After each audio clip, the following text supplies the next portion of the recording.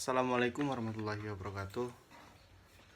Perkenalkan, nama saya Muhammad Iksan Asrafi dari Manajemen 2018 kelas E dengan nomor pokok mahasiswa 18411-331. Baiklah, di sini saya akan menjelaskan mengenai studi kasus tentang kepemimpinan Howard Schultz pada CEO Starbucks. Baiklah, langsung saja untuk pertanyaan yang pertama. Kepemimpinan Howard Schultz, mantan CEO Starbucks. Selama kepemimpinan Howard Schultz, ia berhasil membantu Starbucks melakukan ekspansi masif selama 40 tahun terakhir. Selama kepemimpinan Schultz, Starbucks berkembang dari 11 kedai menjadi lebih dari 28 gerai. 28.000 gerai. Dia menjadi orang di balik berbagai inovasi dan inisiatif sosial serta ekspansi global. Dan ia juga terkenal sangat peduli terhadap karyawan dan membagi keuntungan seperti tunjangan kesehatan, kepemilikan saham, dan kuliah gratis. Saat menjabat sebagai CEO, Schultz telah memimpin inisiatif global untuk merekrut pasangan veteran militer hingga pengungsi. Kemudian untuk pertanyaan yang kedua, yaitu penjelasan tentang Howard Schultz pensiun Starbucks sepertinya kehilangan nyawanya. Baiklah, saat bekerja di Starbucks, jabatan Howard Schultz adalah sebagai direktur pemasaran perusahaan kopi yang ada di Amerika Serikat. Ia menerima gaji lebih kecil ketimbang saat ia masih bekerja di Hammer Place. Sewaktu melakukan perjalanan bisnis ke Milan atau Italia, ia mulai menyadari bahwa kedai kopi di sana tidak hanya menyajikan sebuah kopi espresso yang enak, namun juga bisa dijadikan tempat pertemuan.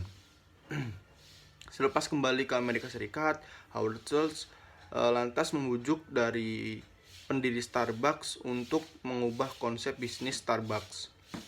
Howard Schultz menyarankan bahwa Starbucks memiliki konsep seperti restoran dan kafe di mana pembeli atau pengunjung bisa bersantai dengan teman, kerabat, ataupun keluarga sembari menikmati kopi mereka. Namun usulan tersebut ditolak oleh pendiri Starbucks, yakni Jerry Baldwin, pada tahun 1985.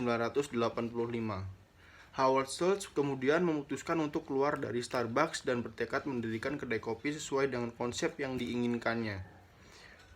Akan tetapi, rintangan untuk mendirikan sebuah kedai kopi mesti harus harus memiliki modal yang banyak. Saat itu, Howard Schultz tidak memiliki dana yang besar untuk memulai bisnisnya.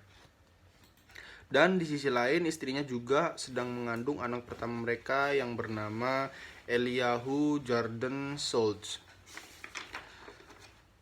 Takdir berkata lain, pemilik Starbucks yakni Jerry Baldwin dan Gordon Bowker menawarkan bantuannya. Ia juga menerima modal sebesar $100.000 dari seorang dokter yang terkesan dengan konsep bisnis Howard Schultz. Dengan dana itu, Howard Schultz memulai bisnis dan ide yang selama ini ingin diwujudkannya. Kedai kopi pertamanya diberi nama iJournal. Kedai kopi ini tidak hanya menawarkan kopi saja, melainkan juga es krim.